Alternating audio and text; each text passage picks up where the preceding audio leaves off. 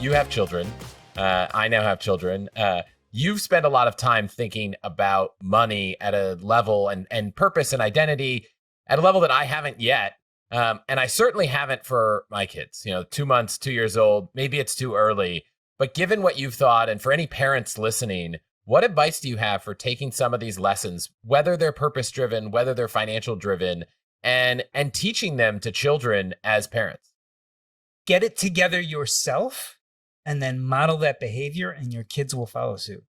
I think we often talk about what exercises we should do with our children, what we specifically should teach them didactically, what we should get them involved in. I'm thoroughly convinced that the way your kids actually learn is watching how you navigate the world.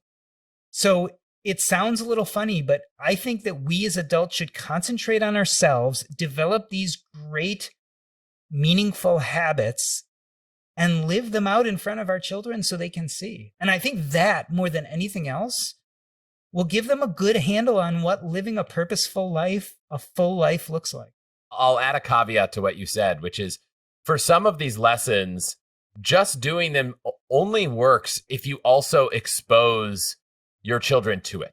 So from a financial standpoint, I might be organized and thoughtful about my personal finances. And maybe at 2 years old and 2 months old, it's not the time. But at some point, I can't just live that. I also have to bring, the family into it. So whether that's talking about what you're doing, making sure that you're not just doing it, but you're also sharing that you're doing it.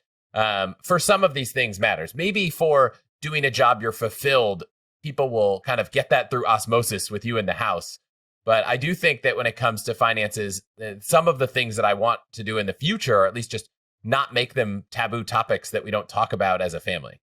Yeah, and I think also part of that modeling good behavior to go the next step forward and be a little more explicit is also giving them the space to then try those techniques and fail safely, right? So in our household, one way we did that is our kids could watch how we dealt with things financially, but then we started giving them a yearly allowance, which we gave to them the first of the year.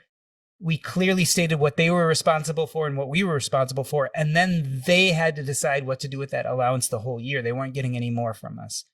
And so that was a way we'd been modeling for years good behavior, but then we could actually set up a controlled experiment where the truth of the matter was there was no real risk for them, but they could then experiment, try some of those things, those techniques that we had been modeling, see what worked for them, see that hadn't, make some mistakes, have a little egg on their face when they did something wrong, and then learn. So I think that's part of that modeling is then to give them some space. And how did the allowance for the year upfront experiment go?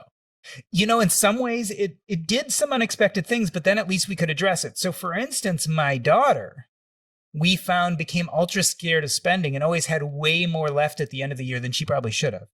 My son, on the other hand, was confident everything would work and often spent too much in the beginning.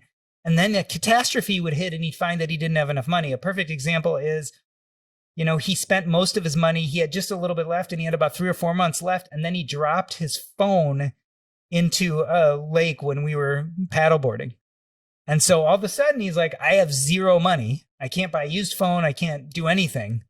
But I didn't foresee this coming because I thought I was doing a good job, but I didn't see that something unexpected might happen. So, it plays out differently with different kids. But the idea then is then they can, to have those gentle conversations. With my daughter, it might be, it's great. You had a lot of money left over. Your bank account's really growing, but are you enjoying that money? Right. And then for my son, it might be like, yeah, money's a powerful tool, but if you're not careful and a good steward of it, you may find you don't have it when you need it.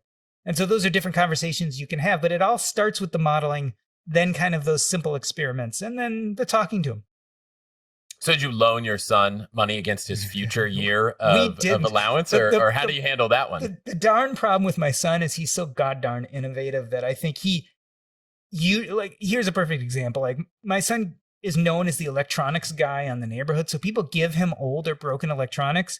The other day, someone gave him an old or broken phone and he realized it was still under warranty, sent it back to Apple and they sent him a new phone. Okay. So he figured it out himself. So he's a pretty savvy guy. He figures out either how to fix most things or to find his way into something new. The problem with this phone is it ended up at the bottom above the lake. He couldn't get it back.